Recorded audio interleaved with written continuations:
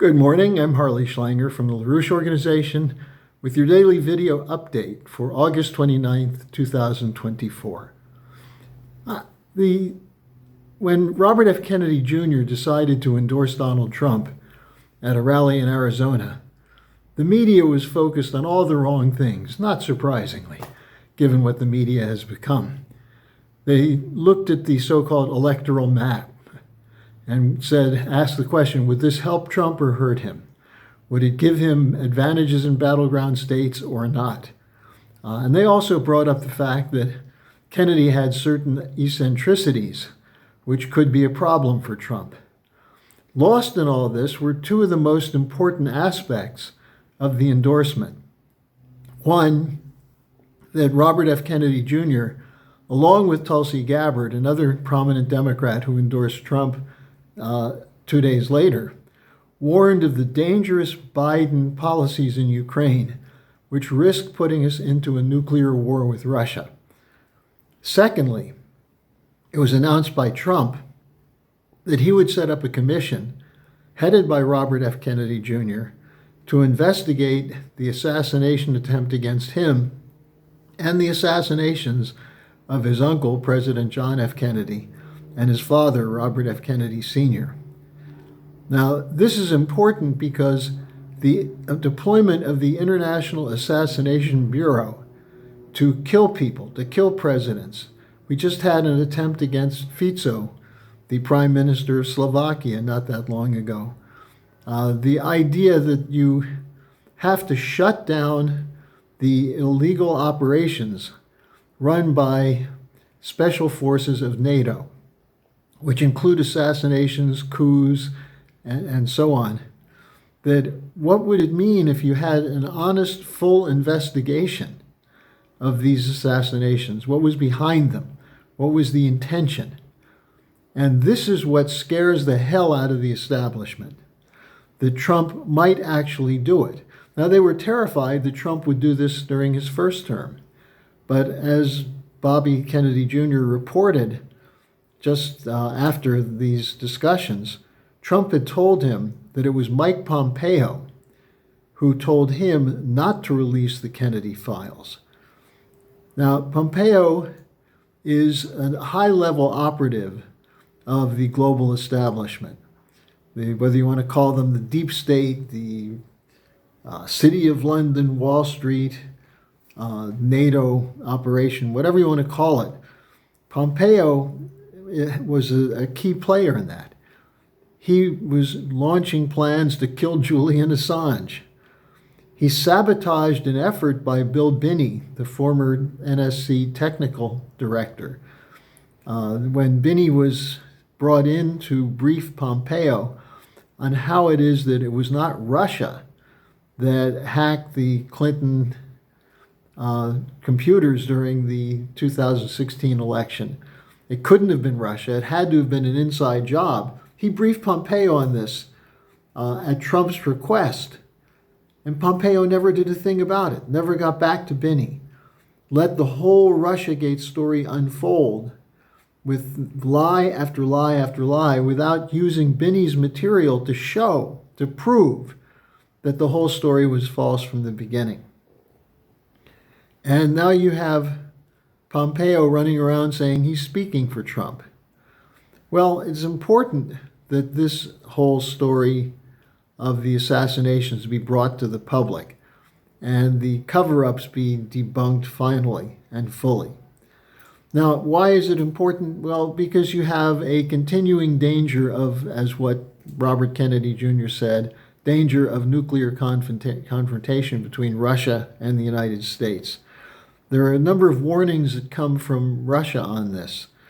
For example, President Lukashenko of Belarus, who's a close ally of Putin, Lukashenko said the escalation by Ukraine into Kursk region, quote, is an attempt to push Russia into asymmetric actions, unquote, which he said include possible nuclear strikes. Foreign Minister Lavrov said that it's clear that the attempt here is to force a change in the situation in Ukraine in which Russia may have to operate on the assumption that its national security interests are under attack and therefore use, again, asymmetric response. What Lavrov said is that I'm sorry, I'm having trouble finding it in my notes. Lavrov said the West does not want to avoid escalation, unquote. It wants escalation.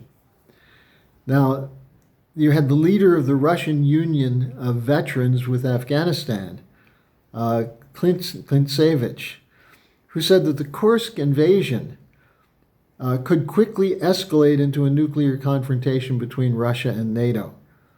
And he was cited by the Russian expert Gilbert Doctorow, who said that the invasion was not just a PR stunt, that is, to gain some territory and use that as a bargaining chip, eventually in negotiations, as a trade, but a full-on invasion. Now, the Russians have long held that the only circumstances in which they would use nuclear weapons is if their very national existence was threatened, like an invasion, an attempt to have a continuing war fought on Russian soil. And Putin has been clear that given the historical experience of Russia, going back to Napoleon, but also especially World War II, that Russia's national survival has been at stake, and under those circumstances, they might resort to nuclear weapons. Now, you then have from the Financial Times a columnist, Gideon Rachman, who's a very senior figure among British journalists with ties to MI6 and intelligence. He said that what Ukraine is doing in Russia is pretty much the same as what Israel has been doing. First, both take actions that are not approved by Washington. And I'll come back to that in a second. After these actions lead to escalation, if they're successful, those countries, Ukraine and Israel, will be praised. If they're not successful, if it just leads to a bigger mess, then the expectation is the U.S. will move in and help them deal with the consequences. This is something called the breakaway ally scenario. Now, what does this mean? It means that both of these countries are actually doing what the war hawks want. Those people who want these wars, whether they're in the Pentagon, the intelligence community, NATO, these are people who are committed to war because war means money. War means the flow of funds to their bosses at the military-industrial financial complex. And so what they want is a situation where the war will continue. And if these countries, Israel and Ukraine, are told, you keep fighting, we'll keep the flow of support, we'll be backing you, then these kinds of overreaches, like Israel getting into a war with Iran, or Ukraine getting bogged down inside Russia, these create the pretext for more aggressive U.S. involvement. And this is what Biden wants, to the extent he's competent of knowing what he wants, but this is what the team around Harris is saying. Keep the wars going. This is what Keir Starmer is saying, the new prime minister in Britain. This is obviously what Macron wants. They're doing what the war hawks want. So the idea that this is merely a move to create a more favorable bargaining position is rejected by this Russian military veteran official. And Gilbert Doctorow says that the intent is actually to have a continuing long-term war for the dismantling of Russia. And that's been the goal from the start. When Lloyd Austin said our policy is to weaken Russia, well, this is the old British geopolitics. Break apart any potential for Russia to have alliances that stretch into Eurasia. That's what's going on now, and that's what the threat of nuclear war comes from. that this would threaten explicitly Russian security and survival. Now, I'll take your questions for tomorrow. Send them to me at harleysch@gmail.com. It's Friday. I'll be taking questions, and I also will be putting a link in the description box to my discussion with Helga Zepp-LaRouche yesterday. So thanks for joining me today, and get out and act. Participate, ask questions.